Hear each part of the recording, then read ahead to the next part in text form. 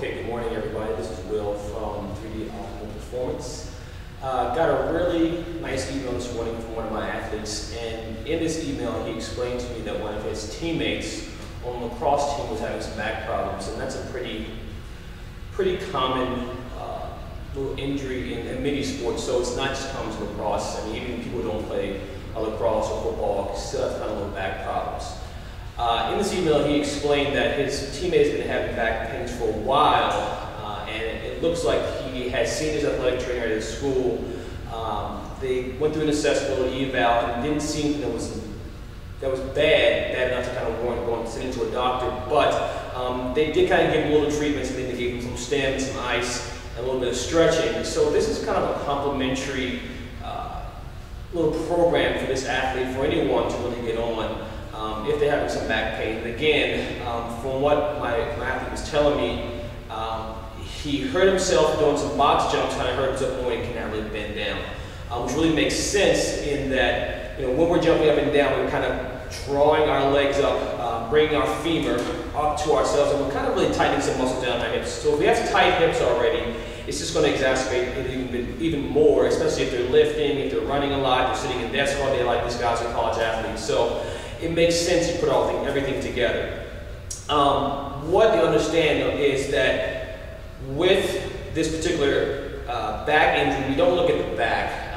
The back is what gets beat up normally.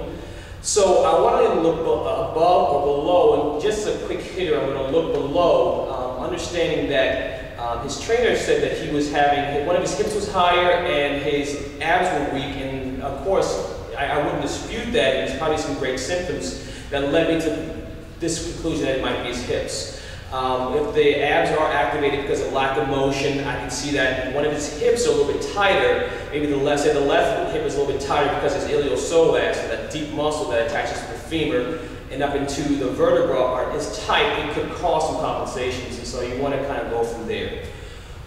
What I typically do is we go to something called the kneeling matrix. And the kneeling matrix, both hips may be tight, one may be tighter than the other. It depends on who's assessing. Usually the athlete and the person can feel what's tighter. They're going to be down on their knee, and I like to do this at least on a pad or something. I like to have the knee directly on the ground because it's a little uncomfortable, and if the person can't get comfortable, then they're not going to really be able to stretch very well. So what they do is say, this is my left leg. I want to have my left leg down, my right leg is out. It's important that the person gets a good alignment. So thinking that the ears over the shoulders over the hips is a good place to start. And also that their tailbone, usually when guys or girls or anyone does this, they like to have a little bit of lower back lordosis here, so that their butts will stick out.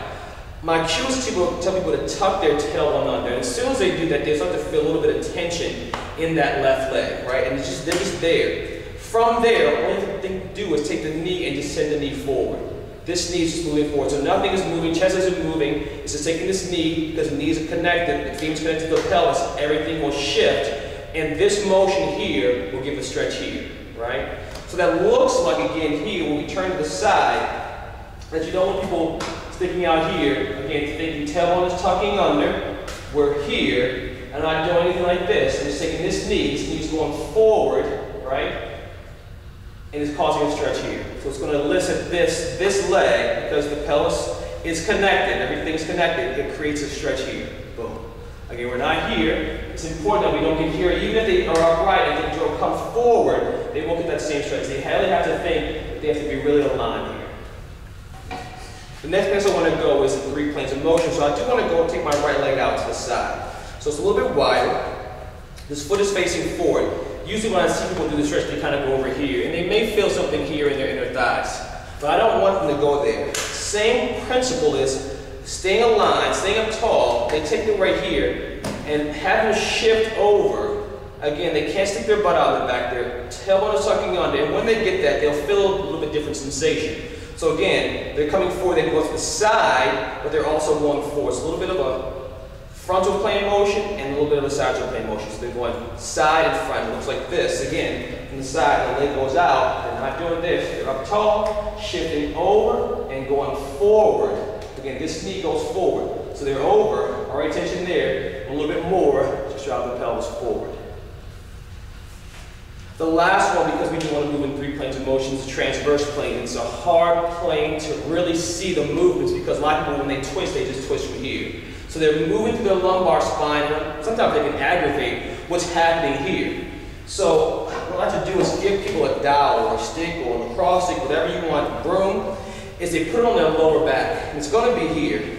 So when they rotate, they have to think about not only rotating their body but the pelvis. Things this connection of the pelvis. They're actually starting to rotate. When they rotate to the right, same side, they're rotating everything. So they just don't want to do this. Because if they rotate their lower back, they'll be here. Tell them to connect to that kind of bony part. When they rotate around, everything should rotate, and there should be no loss of contact in the stick. If this is moving out of the way, they may not be there. So staying here, rotating. And again, if you want a little bit more, that knee can bend, and if they can, rotate slightly more. Again, from the side, looks like this. They're upright, nice and tall. They can go forward if they don't have to, but they're taking the stick and rotating it. They don't want to do this. Everything rotates as a unit. Head, chest, and pelvis are rotating around, and they're getting that transverse plane movement. If they want to do a little oscillation here, it's fine. They don't have to. It'll be a pretty intense stretch for both when they do both sides. And I want to say is that one side may be tighter than the other, again, could cause either issue, but make sure you're doing both sides. Make sure you're trying to stay as symmetrical as possible, and just don't do the left side. I think that's it. I hope this helps anyone who's watching. It's a really great movement for anyone to do. If you're sitting at a desk all day, if you're jogging around all day, it's a perfect movement just to get your sitting there and get some movement into the body. Kind of walk up, stand around, do a little lunge matrix. I have another video about the lunge matrix positions. And it's great to reinforce the stretching with a little bit of strengthening afterwards, because you have to really bring those two together. Hope that helps. Thanks.